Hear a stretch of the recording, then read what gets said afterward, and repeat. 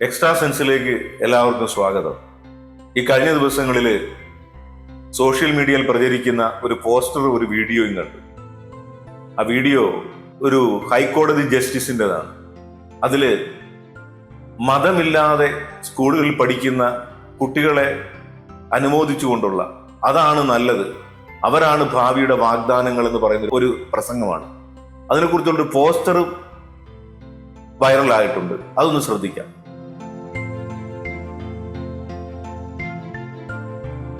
മതമില്ലാതെ വളരുന്ന കുട്ടികൾ നാളെയുടെ വാഗ്ദാനം. But really I object your honour. കാരണം സാധാരണ നിരീശ്വരവാദികൾ ഇങ്ങനെയൊക്കെ പറയാറുണ്ട്. പക്ഷേ ഒരു ജസ്റ്റിസ് പറയുമ്പോൾ അതിന് കുറച്ചുകൂടെ സ്വീകാര്യതയുണ്ട്. കാരണം പൊതുവെ ഒരു ജസ്റ്റിസ് എന്ന് പറഞ്ഞാൽ കാര്യങ്ങളെക്കുറിച്ച് വളരെ കോംപ്രിഹെൻസീവായിട്ട് മനസ്സിലാക്കിയിട്ട് നിഷ്പക്ഷമായ ഒരു നിലപാടാണ് പറയുന്നത്.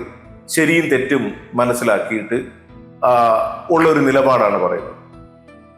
പക്ഷേ ഈ ഒരു കാര്യത്തിൽ എനിക്കൊരു ഒബ്ജക്ഷൻ പറയണമെന്ന് തോന്നി. കാരണം ഞാനൊരു ക്രിസ്തീയ പശ്ചാത്തലത്തിൽ ജനിച്ചു വളർന്ന ഒരാളാണ്.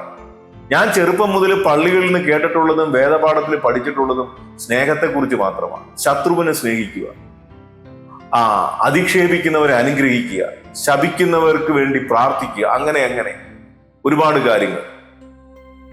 അവിടെ നിന്ന് എല്ലാവർക്കും വേണ്ടി യേശു ക്രിസ്തു ജീവിക്കുകയും മരിക്കുകയും ചെയ്യുന്ന കേട്ട് യേശുവിന്റെ വലിയ ഫാനായിട്ട്, എന്നാൽ ആ ജീവിതം തുടരണമെന്ന്, ആ ജീവിതം അനുഗമിക്കണമെന്ന് കരുതി ഞാനൊരു വൈദികനായതാണ്.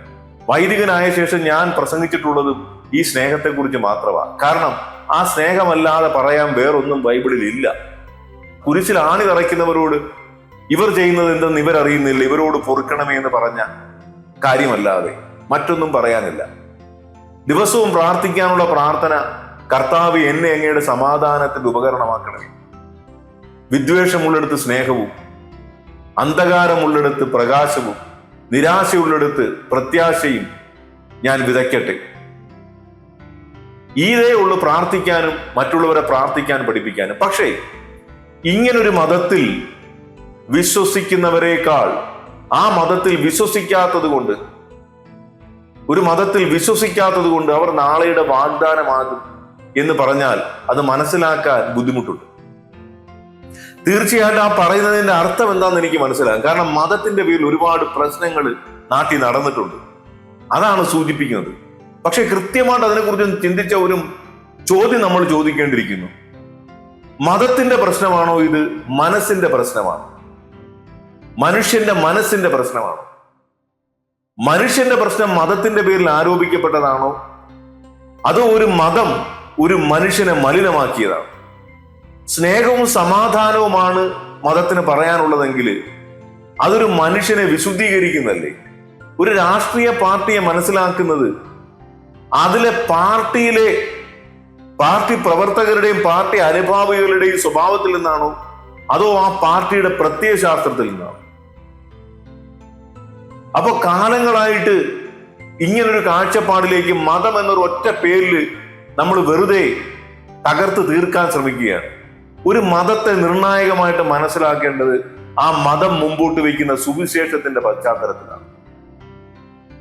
യേശു ക്രിസ്തു പറഞ്ഞ സുവിശേഷത്തിന്റെ പശ്ചാത്തലത്തിൽ മുറിവേറ്റ് കിടക്കുന്ന ഒരു യഹൂദനെ എടുത്തുകൊണ്ടുപോകുന്ന സമരിയാക്കാരന്റെ കഥ, വർഗ വിദ്വേഷങ്ങൾക്ക് അപ്പുറത്തേക്ക് ഒരാളെ കൊണ്ടുപോകുന്ന ഒരു കഥ.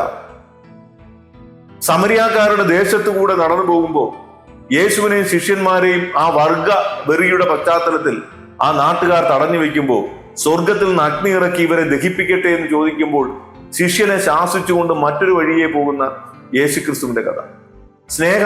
സ്നേഹമെന്ന് മാത്രമല്ലാതെ ഒന്നുമില്ലാത്ത ഈ സുവിശേഷ പ്രത്യയശാസ്ത്രമാക്കി മനുഷ്യൻ വളരുമ്പോൾ എന്തുകൊണ്ടാണ് ഇതില്ലാത്തതാണ് ശ്രേഷ്ഠമെന്ന് പറയുന്നതിന് എന്ത് യുക്തിയാണുള്ളത് എന്നുള്ളതാണ് എന്നെ ചിന്തിപ്പിക്കുന്നത്.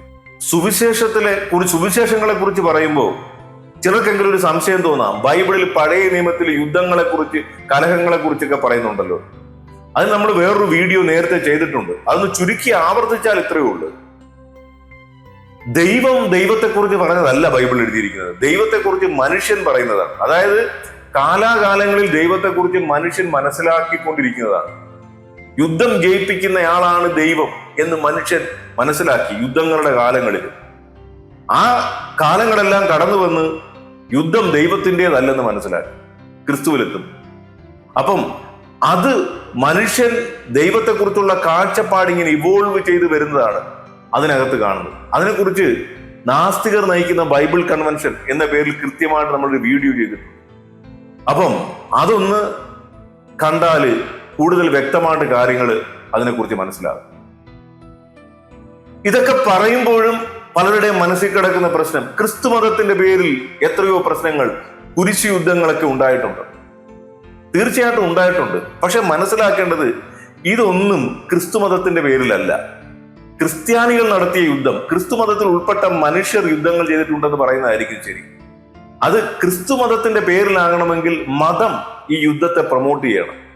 മറിച്ച് മനുഷ്യൻ ഉള്ളിടത്തെല്ലാം കലഹങ്ങൾ ഉണ്ടാകുന്നു. ആ മനുഷ്യൻ രാഷ്ട്രീയത്തിലാണെങ്കിൽ രാഷ്ട്രീയത്തിന്റെ പേരിൽ ഉണ്ടാകും. ആ മനുഷ്യർ കോളേജിൽ പഠിക്കുകയാണെങ്കിൽ റാഗിങ്ങിന്റെ പേരിലുണ്ടാകും.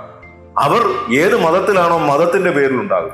അത് മതം നയിച്ച യുദ്ധമാണെന്ന് പറയണമെങ്കിൽ മതത്തിന്റെ പ്രത്യയശാസ്ത്രം അവരെ യുദ്ധം ചെയ്യാനായിട്ട് പ്രേരിപ്പിക്കുന്ന ഒന്നായിരിക്കണം. അല്ലെങ്കിൽ ഒന്ന് ചിന്തിച്ചു നോക്കൂ, ഹിറ്റ്ലറും മുസോളിനിയും അലക്സാണ്ടറും ഒക്കെ എത്രയോ യുദ്ധങ്ങൾ നയിച്ചു. അവരുടെ പേര് സൂചിപ്പിക്കുന്ന ജാതിയും മതവും ഒക്കെ നോക്കിയിട്ട് ഇതെല്ലാം മതത്തിന്റെ പേരിൽ കൂട്ടിക്കെട്ടണം. ഒന്നുമില്ല. മനുഷ്യന്റെ കൊതി, രക്തദാഹം, പിടിച്ചടക്കാനുള്ള തൃഷ്ണ, ഇതെല്ലാം മനുഷ്യനെ യുദ്ധങ്ങളിലേക്കും കലഹങ്ങളിലേക്കും എല്ലാ കാലങ്ങളിലും നയിക്കും. ഇതെല്ലാം മതത്തിന്റെ പേരിൽ കൂട്ടിക്കെട്ടുമ്പോൾ നമുക്ക് ഉറപ്പുണ്ടാകണം, ഈ മതം, ആ മതത്തിന്റെ പ്രത്യയശാസ്ത്രം അവരെ നയിക്കുന്ന യുദ്ധത്തിലേക്കാണോ? ഇല്ലാത്ത പക്ഷം നമ്മുടെ നിഗമനങ്ങളിൽ നിശ്ചയമായും പിശകുണ്ട്.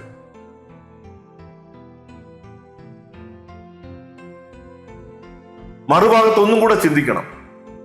മനുഷ്യൻ ഉള്ളിടത്തെല്ലാം പ്രശ്നങ്ങളില്ലേ? മതത്തിൽ മാത്രമാണോ?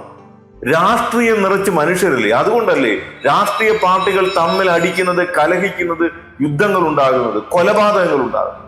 എന്നിട്ട് എന്തുകൊണ്ട് രാഷ്ട്രീയമില്ലാതെ വളരുന്ന കുട്ടികൾ നാളെയുടെ വാഗ്ദാനം എന്ന് പറയാൻ പറ്റുന്നില്ല? കോളേജുകളിൽ കുട്ടികൾ തമ്മിൽ കലഹിക്കുന്നില്ലേ? റാഗിങ്ങിന്റെ പേരിൽ കൊലപാതകങ്ങൾ നടന്നിട്ടില്ലേ? വിദ്യാഭ്യാസമില്ലാതെ വളരുന്നവർ, കുട്ടികൾ ഭാവിയുടെ വാഗ്ദാനം എന്ന് ഈ പ്രശ്നങ്ങളുടെ പേരിൽ പറയാത്തതുണ്ട്. സമൂഹത്ത് എവിടാണ് പ്രശ്നങ്ങൾ ഉണ്ടാകാത്തത്? ഭാരതത്തിന് അതിമനോഹരമായൊരു ഭരണഘടന ഉള്ളപ്പോൾ എത്രയോ ഭാരതീയർ പലതിന്റെയും പേരിൽ കലഹിക്കുന്നു. അപ്പോ അത് ഭാരതത്തിന്റെ നെറുകയിൽ വെച്ച് കെട്ടണോ? ഇത്ര അമൂർത്തമായ മനോഹരമായ ഒരു ഭരണഘടന ഉള്ളപ്പോൾ അത് ഉൾക്കൊള്ളാൻ കഴിയാത്ത, അതനുസരിക്കാൻ കഴിയാത്ത മനുഷ്യർ അതിന് വിരുദ്ധമായി പെരുമാറുമ്പോൾ അത് ഇന്ത്യയുടെ കുഴപ്പമാണോ? അതോ ഇന്ത്യയിൽ ജീവിക്കുന്ന ഒരു മനുഷ്യന്റെ കുഴപ്പമാണോ? ഇന്ത്യയെ മനസ്സിലാക്കേണ്ടത് ഇന്ത്യൻ ഭരണഘടനയിലൂടെയല്ലേ? കാരണം അതിലേക്കല്ലേ എല്ലാവരും നയിക്കപ്പെടേണ്ടത്. ഒരു സുവിശേഷത്തിലാണ് ഒരു ക്രിസ്ത്യാനി നയിക്കപ്പെടുന്നതെങ്കിൽ ആ മതത്തെ മനസ്സിലാക്കേണ്ടത് ആ പശ്ചാത്തലത്തിൽ. അപ്പൊ തീർച്ചയായിട്ടും ഇതിനെക്കുറിച്ച് കുറച്ചും കൂടെ വിശാലമായി ചിന്തിക്കുമ്പോൾ നമുക്ക് മനസ്സിലാകും, മനുഷ്യന്റെ പ്രശ്നങ്ങൾ മതത്തിൽ ആരോപിക്കപ്പെടുന്നതാണ്. മതത്തെ തികച്ചും വ്യത്യസ്തമായിട്ട് അതിന്റെ പ്രത്യയശാസ്ത്രത്തിലൂടെ നമുക്ക് മനസ്സിലാക്കാം. തീർച്ചയായിട്ടും മതത്തിൽ ആൾക്കൂട്ടങ്ങളുണ്ട്, ആൾക്കൂട്ടങ്ങളുടെ ആചാരങ്ങളൊക്കെ ഉണ്ട്. ഇത് മതത്തിന്റെ കാതലായ വിഷയമല്ല. മതത്തിന്റെ കാതലായ വിഷയം സുവിശേഷമാണ്. പക്ഷെ ഒരു നാട്ടിന്റെ പശ്ചാത്തലത്തിൽ നമ്മൾ ഇന്ത്യക്കാരാണ്, മലയാളികളാണ്, പൂരങ്ങളുടെ നാടാണ്, ഉത്സവങ്ങളുടെ നാടാണ്. ആ ഒരു സംസ്കാരം എല്ലാ മതത്തിലും വന്നു ചേരും. ക്രിസ്തുമതം വിദേശ രാജ്യങ്ങളിൽ ആചരിക്കുമ്പോൾ അവിടെ ഇത്രയും വലിയ പെരുന്നാളുകളില്ല. അത് ആ നാടിന്റെ പശ്ചാത്തലത്തിലാണ്. അത് നമ്മുടെ നാടിന്റെ പശ്ചാത്തലത്തിലേക്ക് വരുമ്പോൾ അത് ഒരുപാട് ആഘോഷങ്ങളാകുന്ന, ആരവങ്ങളാകുന്നു. പക്ഷെ ഈ ആഘോഷങ്ങളെയും ആരവങ്ങളുടെയും പേരിൽ യഥാർത്ഥ മതം എന്താണെന്ന് മനസ്സിലാക്കാതെ ഈ ആഘോഷങ്ങളും ആരവങ്ങളുമാണ് മതമെന്ന് ചില വിശ്വാസികൾ തെറ്റിദ്ധരിക്കുന്നത് പോലെ തന്നെ പുറത്തു നോക്കുന്നവരും അതാണ് മതമെന്ന് കണ്ട് യഥാർത്ഥ മതത്തിന്റെ മൂല്യങ്ങൾ വിസ്മരിച്ചു കളയുന്ന എന്തിനാണ്? തീർച്ചയായിട്ടും ഇതുപോലുള്ള കാര്യങ്ങൾ പൊതുനിരത്തുകളിലേക്ക് വന്ന് മതത്തിന്റെ ആഘോഷങ്ങൾ ജനങ്ങൾക്ക് ബുദ്ധിമുട്ടുണ്ടാകുന്നു. അത്തരം ചില മേഖലകളിലേക്ക് കൃത്യമായി വിരൽ ചൂണ്ടി പറയുന്നത് ഒരു മതത്തെയും സമൂഹത്തെയും നവീകരിക്കാൻ നല്ലതായിരിക്കും. പക്ഷേ ഒരു മതത്തിന്റെ പ്രത്യയശാസ്ത്രം മനസ്സിലാക്കാതെ മതം എന്നൊരൊറ്റ വാക്കില് എല്ലാം എഴുതിത്തള്ളുന്നത് കൃത്യമായൊരു വിധി പറച്ചിലാകാൻ സാധ്യതയില്ല. ഒരു ജസ്റ്റിസ് പറയുമ്പോൾ ഒരു നിരീശ്വരവാദി പറയുന്ന കണക്കല്ല, അതിനൊരു വിധിയുടെ സ്വഭാവമുണ്ട്, ഔദ്യോഗികമായ വിധിയല്ലെങ്കിൽ. അതുകൊണ്ട് തന്നെ ഐ ഒബ്ജക്ട് യുവർ ഓർഡർ. ഇനി മതമില്ലാത്ത കുട്ടികൾ നാളെയുടെ വാഗ്ദാനങ്ങൾ, അവരായിരിക്കും ആരും ചോദിക്കാത്ത ചോദ്യങ്ങളെന്ന് പറയുമ്പോൾ അത് എന്തർത്ഥത്തിലാണെന്ന് മനസ്സിലാകുന്നില്ല.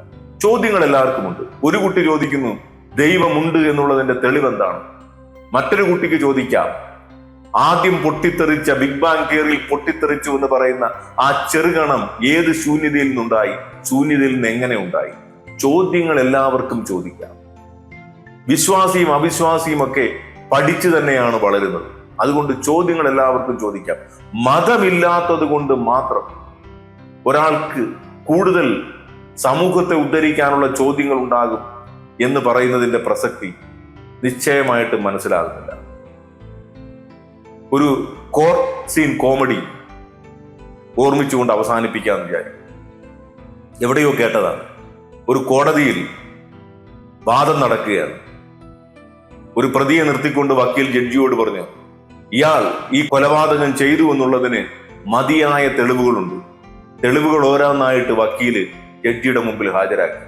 ജഡ്ജി ഓരോന്നും കണ്ട് ഒരു തീരുമാനത്തിന്റെ വക്കിലെത്തി നിൽക്കുമ്പോൾ പ്രതിഭാഗം വക്കീല് പറഞ്ഞു, ഐ ഒബ്ജക്ട് യുവർ ഓണർ. എന്റെ കക്ഷി ഈ കുറ്റം ചെയ്തിട്ടില്ല എന്നുള്ളതിന് എനിക്ക് തെളിവുകളുണ്ട്. ഈ തെളിവുകളെ അതിലംഘിക്കുന്ന തരത്തിൽ കൃത്യമായ തെളിവുകൾ എന്റെ പക്കലുണ്ട് എന്ന് പറഞ്ഞുകൊണ്ട് തെളിവുകളും ഉയർത്തിപ്പിടിച്ച് എഴുന്നേറ്റപ്പോ ജഡ്ജി പരിഭ്രാന്തനായി. ജഡ്ജി പറഞ്ഞു, സോറി, ഒരു ഭാഗം കേട്ട് കഴിഞ്ഞു. ഇപ്പൊ എനിക്കൊരു തീരുമാനം എടുക്കാൻ പറ്റും. ഇയാളെ തൂക്കിക്കൊല്ലാവുന്ന ഒരു അവസ്ഥയിലാണ് ഇപ്പൊ കാര്യങ്ങൾ പോകുന്നത്. നീ താനും കൂടെ അതിനെതിരെ പറഞ്ഞു കഴിഞ്ഞാൽ ആകെ കൺഫ്യൂഷൻ. അങ്ങനെ ഒരു ജഡ്ജിമെന്റില് ഈ കയർ വീഴുന്നത് സ്വന്തം കഴുത്തിലാണ് എന്ന് വിനീതമായി അഭിപ്രായപ്പെട്ടുകൊണ്ട് അവസാനിപ്പിക്കുന്നു. നന്ദി.